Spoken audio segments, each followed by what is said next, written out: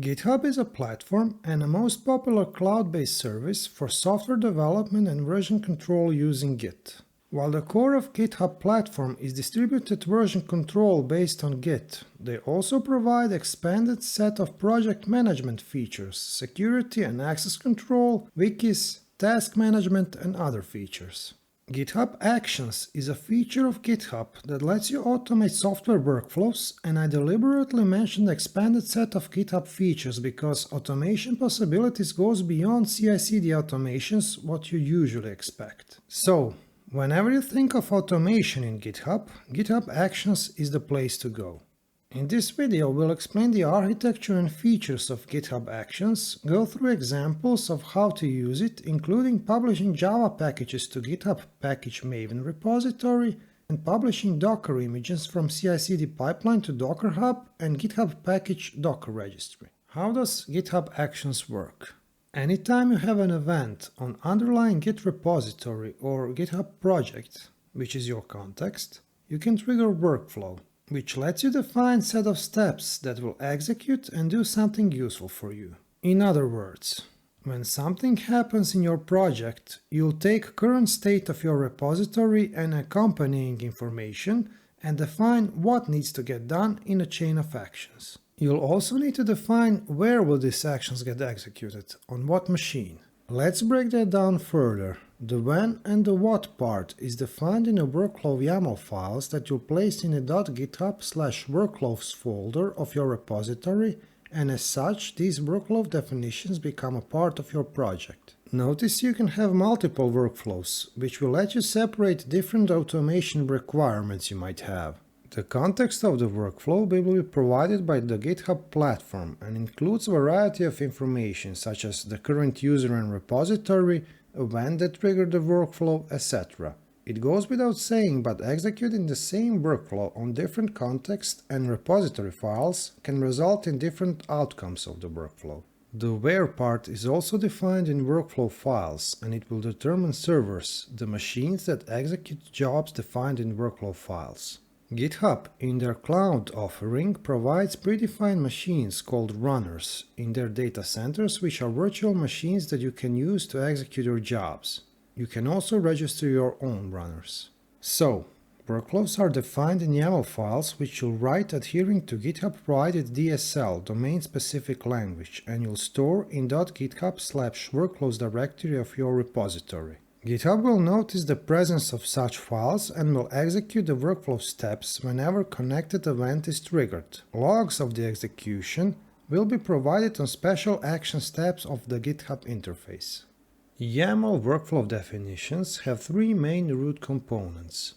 Name of the workflow, which will be displayed in the actions interface to recognize what's being executed, on part, which defines event that triggers the workflow, and jobs part, which lists chains of actions to be performed when event is triggered. In on part, you can specify various events GitHub provides in the documentation, like push when code is pushed to repository, issue when issue is opened, workflow dispatch when you manually want to trigger the workflow, or schedule when you want to trigger the workflow periodically. In jobs part of the workflow, you specify jobs to be executed by giving them a name, specifying steps to be done in the steps part, and runners the steps will be executed on in runs on part. As I've already commented, runners are virtual machines that GitHub provides and allow you to specify OS, Ubuntu, Windows or Mac OS, and since GitHub tracks your minutes of executions, in the time of I'm recording this you get 2000 minutes free, runners are not created equally. Runners have minutes multiplier. Running workflow for 1 minute on Ubuntu machine deducts 1 minute of your included minutes, on Windows 2 minutes, and Mac OS 10. So, for any of your steps that don't care about the operating system of the runner, you'll want to use Ubuntu machines. Runners come with pre-installed software that was designed for software automation workflows, from tools like Git and Docker, runtimes like Python, Node and Ruby, project management tools like Maven and Gradle, and popular CLI tools like Azure and AWS CLIs. You can also install additional software if your jobs need any. When you start your workflow, GitHub provisions a virtual machine on an OS you specified and creates a workspace, which is a folder on a runner machine specific to your repository that triggered the event. Once the job is completed, the virtual machine is automatically decommissioned. Steps part of your jobs is where the actual work is being defined. Steps can be defined by run keyword, after which you specify shell scripts that will execute on the runner. For solving common problems like checking out repository, setting up Java runtime, caching, or publishing to Docker Hub, GitHub provides GitHub Actions Marketplace with hundreds of reusable actions community created and we can use by leveraging uses keyword. Contexts are objects GitHub provides and can give you information about repository, runner, or event of the workflow execution. You reference context objects by $sign followed by double curly braces. Main context object is called GitHub, but there are many more like job, runner, secrets, which we'll go into more detail when we go through real-life workflow examples. To showcase basic features of GitHub Actions, we'll take simple Java library project managed with Gradle build tool and publish jar into GitHub Maven package registry and then use the dependency in another Java Spring project. Our library project has a UUID timestamp generator class which has a static generate method which returns local date plus random UUID. Our Java Spring project has a home controller which currently returns only hello, and we'd like to replace the hello with the generate method from our library. In both projects I've created empty.github/workflows directory, which is the place where we'll put our YAML workflow definition files. I've pushed the library project to the GitHub, and firstly we'll create a simple workflow definition that will trigger manually to get familiar with the syntax and the user's GitHub Actions interface. GitHub provides a list of events that can trigger a workflow from issue, pull request, release, push, etc. We'll need to use a special workflow dispatch event, which serves to manually trigger a workflow from the GitHub browser interface. The other thing we want to showcase in our first example is how to use the context object that will provide information about the workflow run. In a GitHub Actions documentation, you can find a list of all available objects, from GitHub, env, vars, job, runner, secrets, matrix, needs, inputs. Thirdly, we'll see how to use GitHub supported runners, which are virtual machines we can run shell scripts on, and see what supported software is already installed in there. Besides using common shell scripts, we'll also go to github.com marketplace and use the checkout action GitHub itself provides to check out the repository files to the virtual machine runner workspace directory. GitHub Actions are nothing more than GitHub repositories that have action YAML file in their root and provide commonly needed functionality. In GitHub web interface there's an Actions tab which will allow us to set up predefined common workflows, but we'll skip that for now and set up a workflow ourselves. GitHub creates a YAML file in our .github/workflows folder which we'll rename to showcase. YAML files use indentation for nesting, and GitHub DSL for the workflow definition has to have three main key components, which are name, on, and jobs. So let's name our job GitHub Actions Showcase. We'll trigger it on workflow dispatch event, and we'll have one job. We'll space it 2 times, and we'll call the job explore GitHub Actions. The job needs to have runs on, part, which will be the machine. We'll run it on Ubuntu, and we'll specify the latest version, and then it needs to have steps. In steps, we can use the run keyword to run some shell scripts. For now, we'll just say echo username is, and then we'll use the GitHub context object by using double curly braces and saying GitHub, and there is a special actor key. For our next step, we can display runner OS, and the step can also have a name, which will be displayed in the execution interface. So we'll say display runner OS, and then we can again use the run to execute the shell script, and we'll say echo runner OS is again using the context object. This time we'll use the runner context object to display the OS. Next, we can display the repository and branch information by running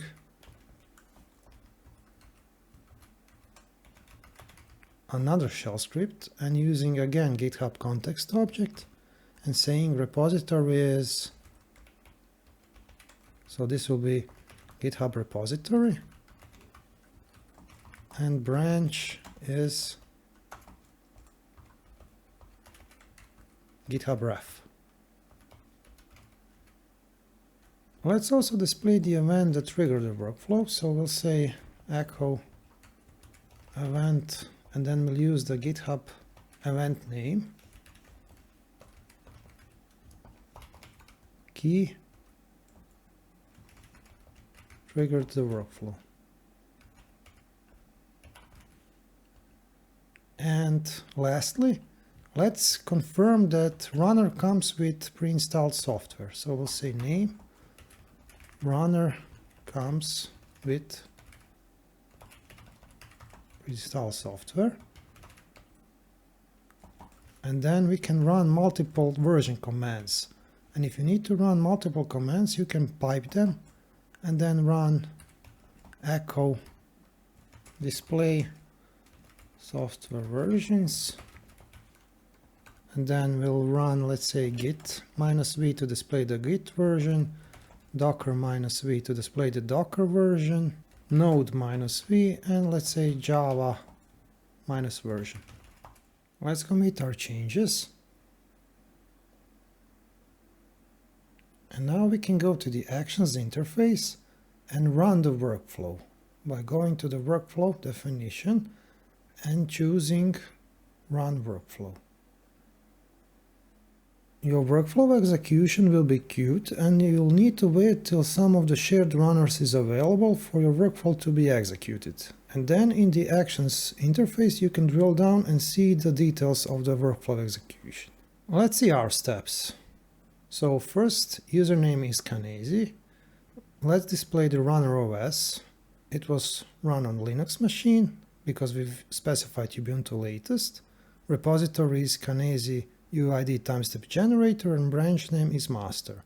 Next we see that the workflow was triggered by the workflow dispatch manual event, and to display the pre-installed software we see that it comes, the virtual machine comes with Git version 2.41, Docker version 20, Node version 18, JDK version 11.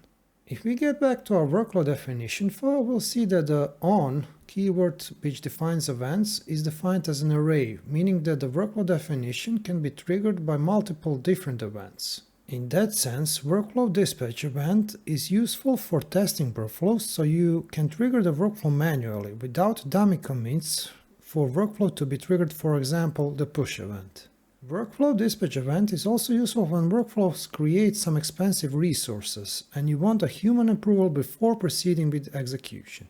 Next, I'd like to use the checkout action and display the context of our workspace directory on our runner before and after the checkout action. We've already said that actions are repositories, and as such they can have versions and releases as any other repository. And while it seems that their usage is often a one-liner, they can often execute complex series of steps. This is especially true with official GitHub actions, which are adjusted for GitHub common scenarios, which means that they will have defaults adjusted for workflows you'd typically do in a GitHub. When you want to adjust the defaults, you'll change actions parameters by adjusting the inputs actions creator provided for us and using the with keyword.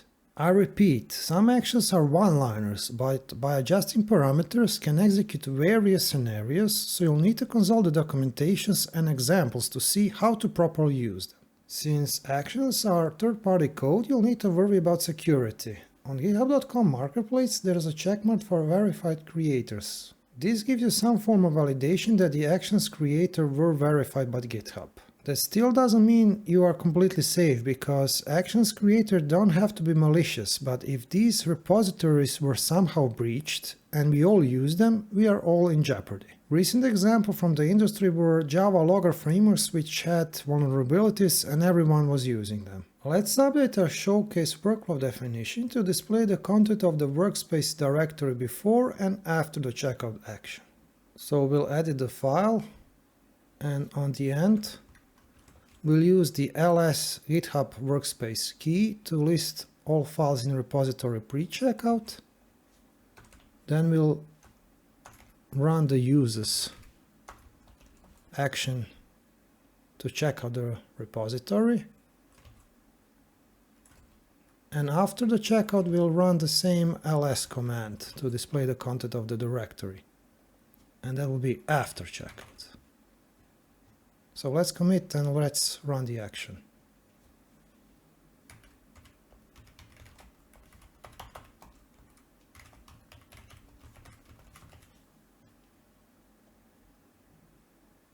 I've triggered the second workflow execution and it finished.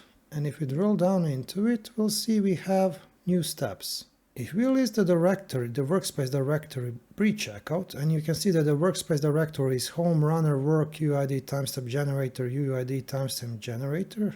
There are no files. We run the checkout action. And then if we list directory again, we'll see that we have our files from our repository. I wanted to point out this behavior because it's different from what, for example, GitLab does, where they check out repository automatically. In GitHub, you can trigger workflow on situations you might not need repository files, but only context objects, so that's a step that saves potential network traffic.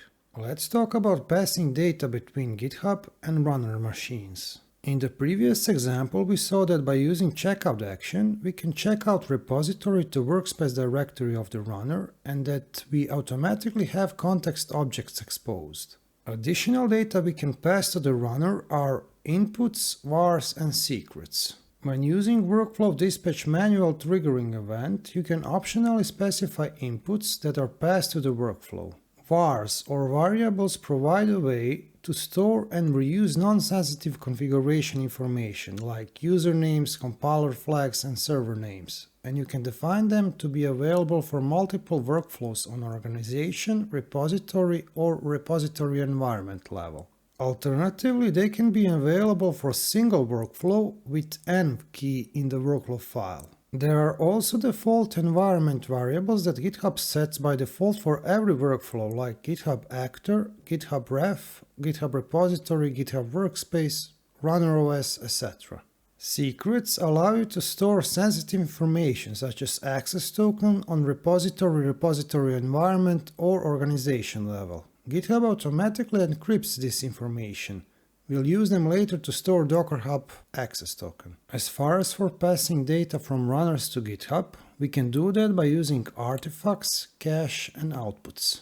Artifacts and outputs are something your workflow produces in jobs. Difference is that artifacts are files and outputs simple values. For example, artifact would be test result file and output would be the version for Docker tag you calculate dynamically in workflow run. Caches, on the other hand, are files tools like Maven need as dependency. So unlike artifacts that can change on every workflow execution, cache files would change much less frequently. So you use cache to reuse files between job and workflow runs. Think node packages and Maven dependencies. When you want to provide workflow summary from runners to GitHub, you can append Markdown to special $GitHub step summary variable that will then be displayed on workflow execution summary in GitHub Actions web interface.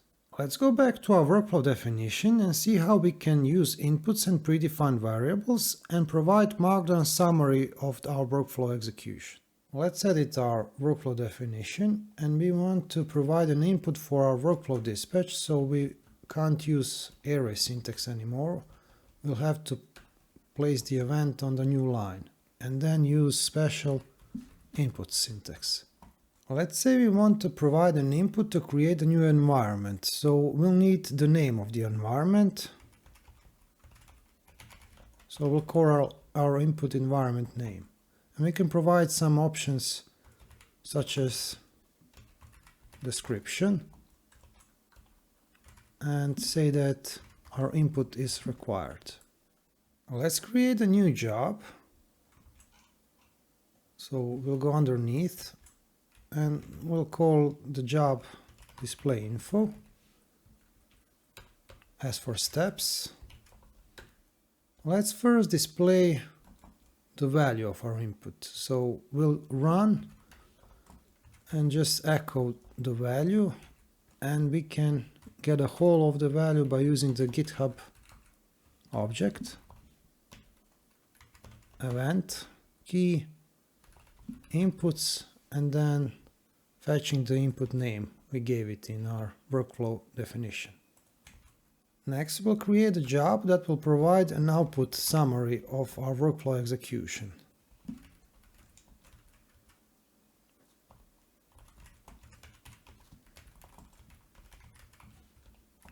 And we'll again use run and then just append to the GitHub steps summary. Let's create a markdown table for our summary and we'll populate it with the predefined variables. First, we'll create a table headers, so we'll echo var value and we'll append it to GitHub steps summary. And then we need to at least provide the 3 dashes to mark this as a header. And now we can populate the values. Let's say first actor, and then we can use GitHub predefined variable, GitHub actor. Similarly, we'll just copy the values for repository, branch, and OS. And as a first value, we can provide a run ID.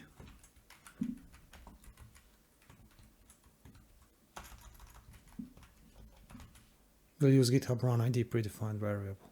This summary is kind of pointless, but I just wanted to showcase how to use the step summary and GitHub predefined variables. So let's commit the changes.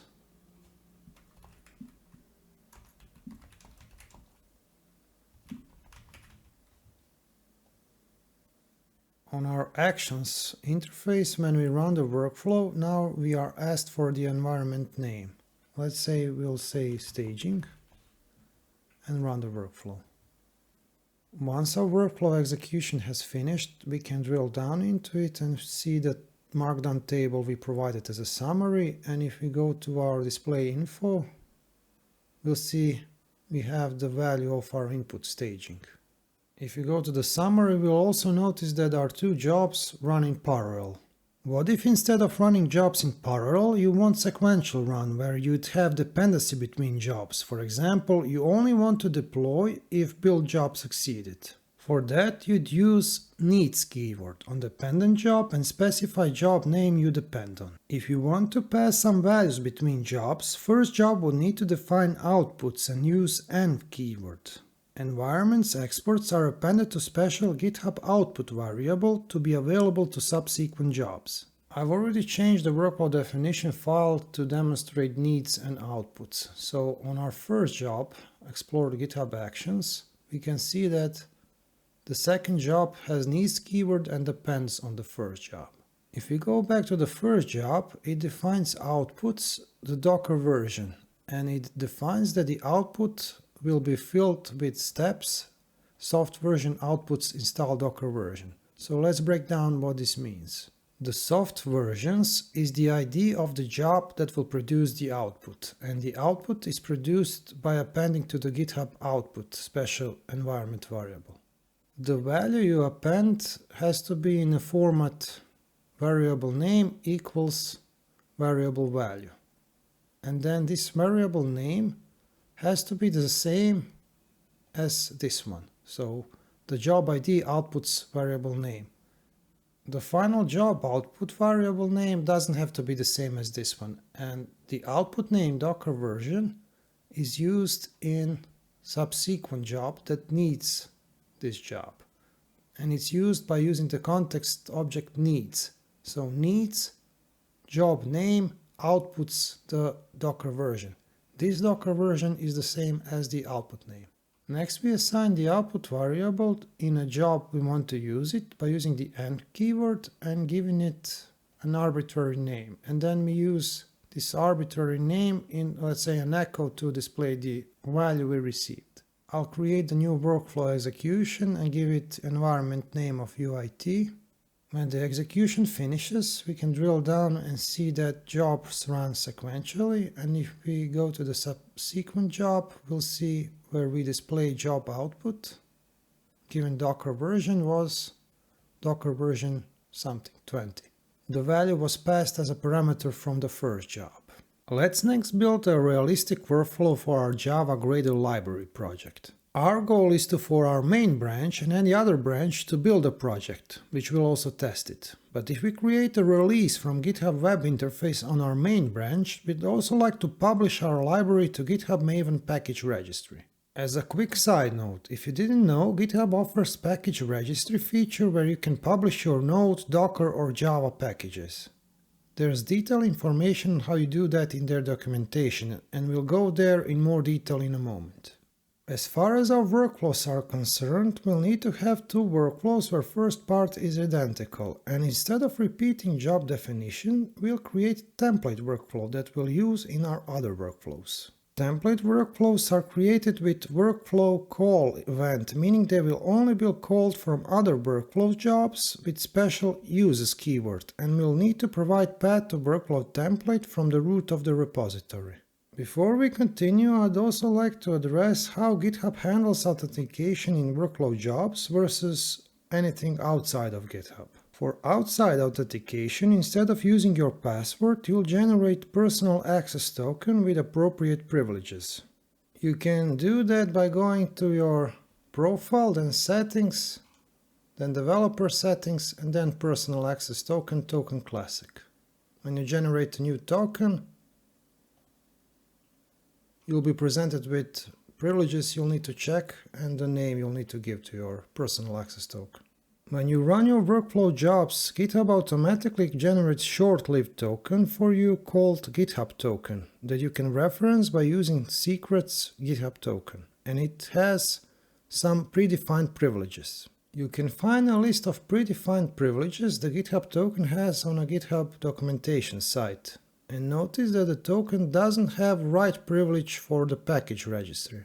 Token does have a read content privilege, which is the reason why we were able to check out repository to the runner machine. In cases where default privileges for GitHub token are not enough, we'll have to modify them with privileges keyword in the workflow definition, which we'll do to be able to publish to Maven package registry. First things first, let's create Gradle build template, and we'll do that by creating a new workflow and choose one of the predefined workflows GitHub comes with, Java with Gradle. We'll configure it. Let's first rename the workflow to Gradle build template. We don't need the comments. And we'll say Java Gradle build template. Instead of pushing and pulling events, we'll use the workflow call event, which is used when we want to use the template from other workflows. And besides that, we can also specify workflow dispatch event to try to run the template manually to just check does it work. We don't need the permissions because permissions for content read are given by default to the GitHub token.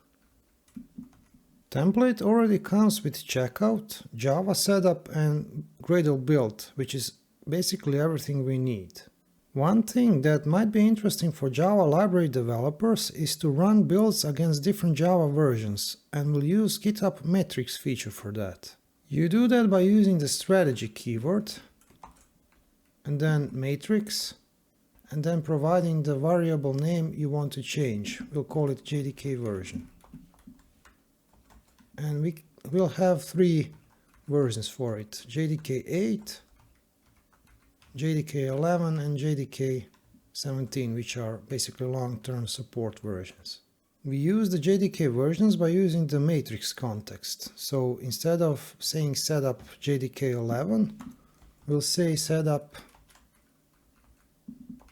matrix and then the variable name, which is JDK version. And instead of hard coding the version, we'll provide it in here as well. These are parameters of the action setup Java, and another parameter we can use is the cache parameter. This is specific to this action. And in order to cache Gradle dependencies, we'll just provide the Gradle. What parameters actions provide, you'll need to search on the actions documentation page. For the setup Java action, there's caching Gradle dependencies with using cache Gradle, which we've done in our workflow definition as well. Once the job runs for the first time, it will store the dependencies and subsequent jobs will be able to use them without downloading the dependencies again from the internet. To cache the dependencies, setup Java action actually uses another action, action cache. You can use this action if you have some of your own specific files you need to cache, and the cache normally has a key. To specify the key, you'll usually use hash files, special function that enables you to hash the content of the files. You can see that the cache action by default for Java project caches POM.xml for Maven projects and .gradle and Gradle wrapper properties for Gradle projects. Let's get back to our project. For building Gradle, action will use Gradle wrapper, and you need to have execution privileges for it. I could have done that when I was pushing the project, but I didn't, so I'll need to create another step to change Gradle wrapper to have the execution privileges. Since we've used caching, let's also use upload artifacts action in our job to upload the test results back to GitHub. And we'll copy it and paste it underneath the build job. We'll need to fix the indentation. And we'll say that the retention is 1 day. Of course, we won't upload my file txt, we'll upload to build reports, which is where Gradle stores test reports. We'll have 3 jobs running because of the matrix, so in order for these build reports not to override themselves, we'll need to provide distinct name for each of the artifacts. So instead of my artifact, we'll say build report and give it JDK version in the name as well. That should be it. So let's commit the changes. Since in the workflow definition we specified workflow call and workflow dispatch event, we can trigger the workflow template manually. I had a missing bracket in the template definition file, so my first job failed and the second one succeeded. And before we drill down into job, we can see that we have caches. And in there we'll see that Gradle cached its dependencies. As far as for job, if we drill down into it, we'll see it has 3 jobs running in parallel for each of the JDK versions. All succeeded, and if we scroll down, we'll see we have the artifacts part jobs produced. We can download those artifacts if we so desire. If you open the zip in there, we'll find Gradle test reports. We triggered the workflow manually to test it, but in normal cases we don't want to trigger the workflow manually. Instead, we want it to be called automatically when pull or push events happen. So let's create a new workflow that will use our workflow template. We can also start with Java with Gradle template GitHub provides. We'll call this Gradle build. Java build with Gradle. And we won't specify the branches. We want it to execute on every push and pull request. We don't need the permissions. And for our jobs, we'll get rid of everything. Instead, we'll use the uses keyword, and we need to provide the path to our workflow template. And the path is .github/workflows and the workflow name. We can commit the changes, and that should trigger the workflow.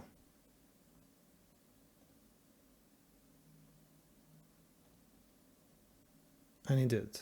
Workflow execution completed successfully, of course, because it just used the definition of our template.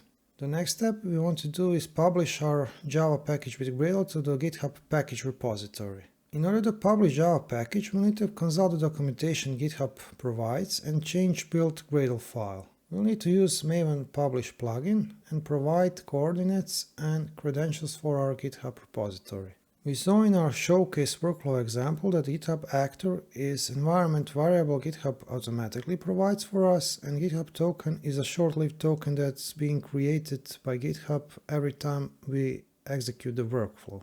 I've added the changes in my build Gradle file, and I've changed the repository to point to my repository. Let's go to the Actions tab and create a new workflow, and this time we'll use publish Java package with Gradle GitHub provides for us. We don't need comments, and we'll call the workflow Gradle publish. We want the job to be executed only on main and master branch, depending how you call your main branch.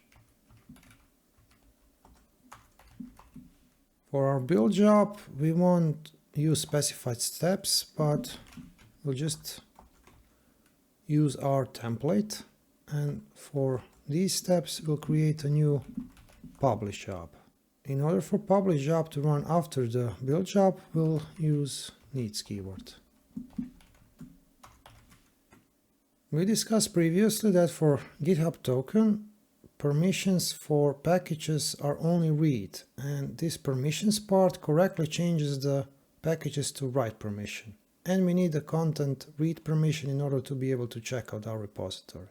In our Java setup, we'll change the JDK version to 8, and the server ID and settings path is something that will be written to temporary settings XML file, and it uses by default GitHub and GitHub workspace, which is exactly what we need, so defaults are correct, we don't need to specify them. We don't need the build part, this is done in a previous step, but we do need to grant execute permission for Gradle W. And in the publish part, we saw that the actor will be set up automatically, and the other environment variable we need is GitHub token, which we'll get from secrets GitHub token. And now we can commit the changes. I've pulled the changes locally, and now I'll tag the commit with tag 010.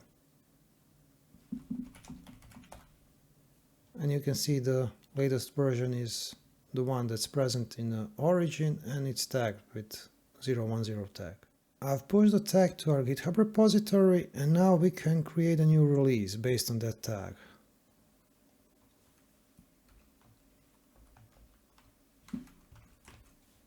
Let's just say release 010.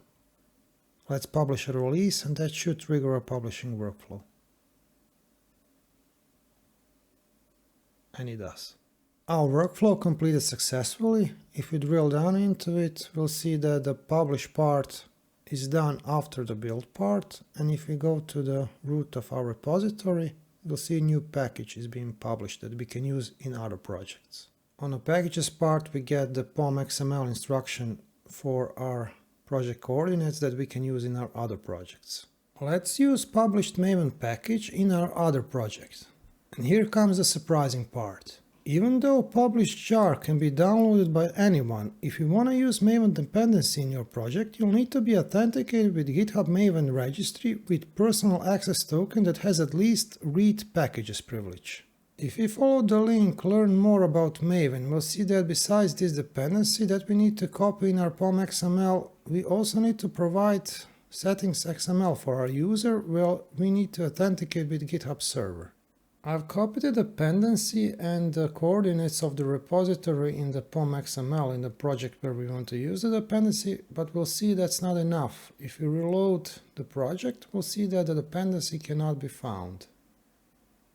Following instructions from the GitHub documentation, if we want to use Apache Maven registry, we also need to provide information to our local settings XML file for Maven, where we'll need to authenticate with the GitHub server. So I'll copy the content and paste it in my local settings XML file.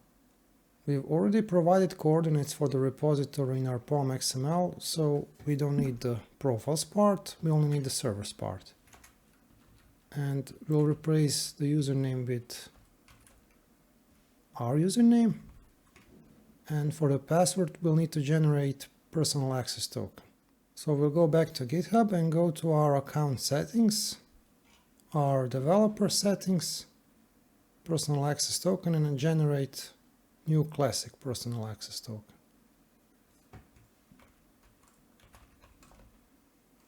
GitHub Maven repository token, and it needs to have at least read packages privilege. We'll generate the token, copy the password, and paste it in our settings XML. When we get back to our project, we now see it's syncing and it did find the library. And we can use it to, instead of displaying hard-coded hello, use the generate method. Let's start our application. If we hit localhost 8080 and refresh, we see a new UUID generated every time we refresh. So the library is working correctly. I've pushed project to GitHub under package consumer name, so let's create a workflow that will build and test our Maven project. And we'll use Java with Maven GitHub provided action. We can remove comments. And we need to set up JDK 17, and we don't need the last part. Now the job as is won't work correctly. If we go to setup Java JDK, we'll see that for Maven options, actions automatically generate settings XML with GitHub as a server ID. That's exactly what we want. The action expects username GitHub actor, and that's provided automatically in the workflow execution, and for password GitHub token. So we'll just need to expose GitHub token as environment variable. We can do that on the job level by using the n keyword and then exposing GitHub token from secrets GitHub token. And that should be it. Our commit triggered the workflow and the build succeeded. And we also created Maven cache. From this demonstration, you can see that working with GitHub Maven package registry is kind of awkward, since it requires authentication on every developer machine you want to use the dependency, even though jar can be downloaded by anyone. It is possible that the situation will change in the future, but at the time of this recording, it is what it is. It goes against open source nature of GitHub. Let's shift our focus to the next example, where we'd like to create a Docker image from our project that will push to Docker Hub registry and GitHub package registry for Docker.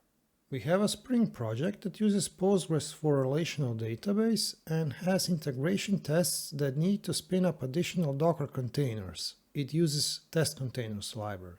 We already saw that jobs run on runner virtual machines that have Docker installed. This means that we can spin up additional containers if we need any, like in the case of test containers library.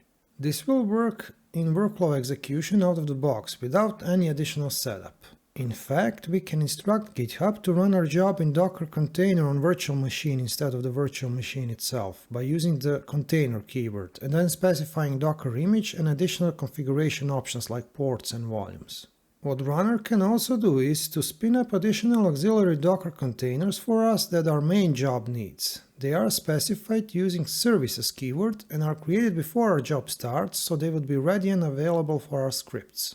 So for example, if you have a test that requires a Postgres database, you can spin the database up using a service and then run the test in your scripts. It is also possible to build Docker image and load build results to run our local Docker image repository.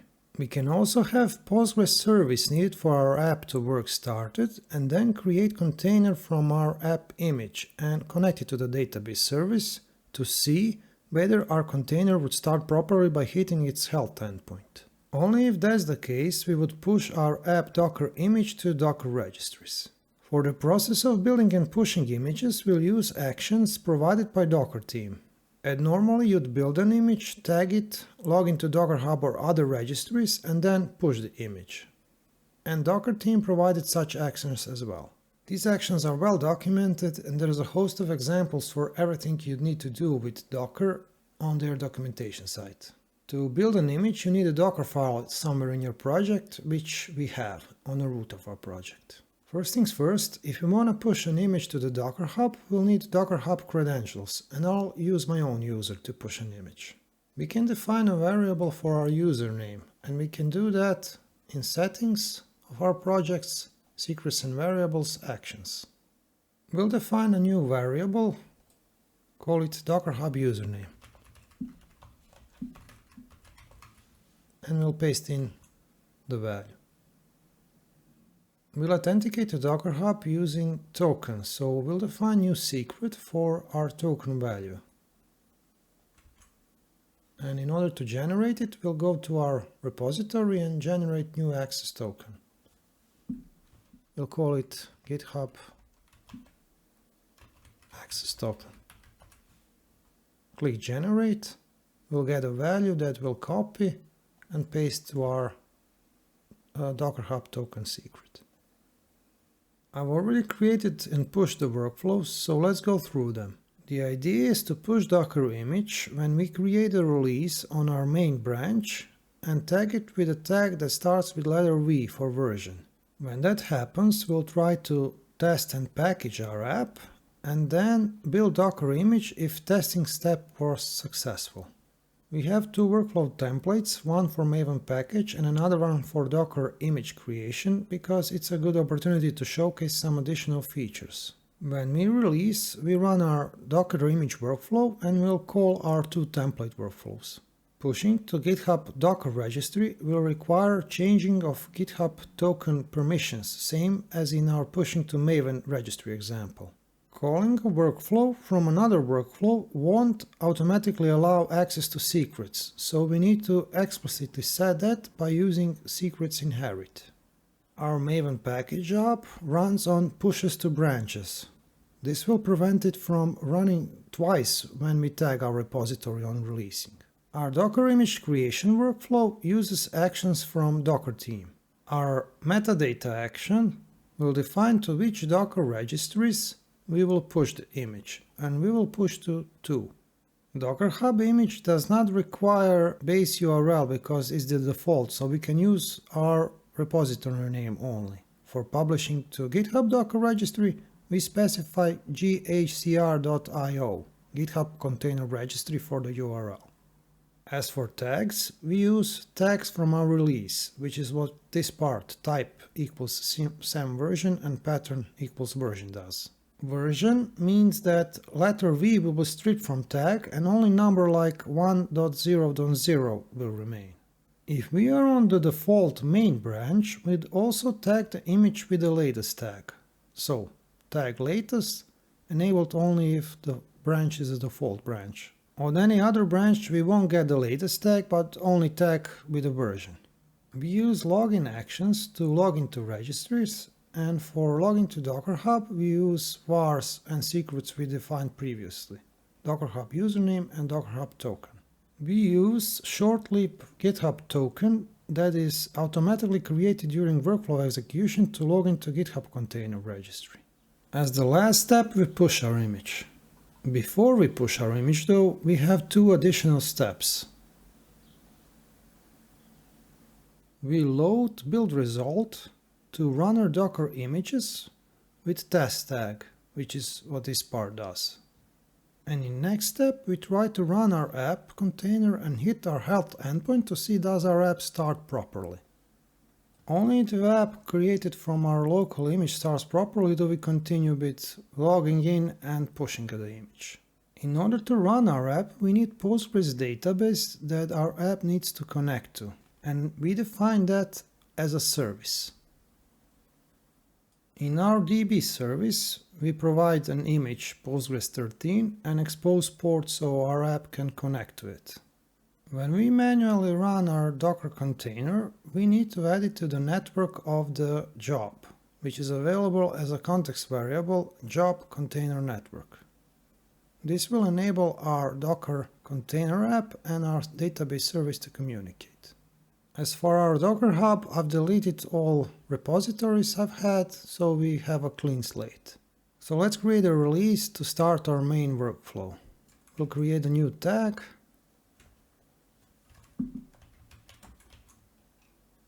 and publish a release. This should start a new workflow, and it does.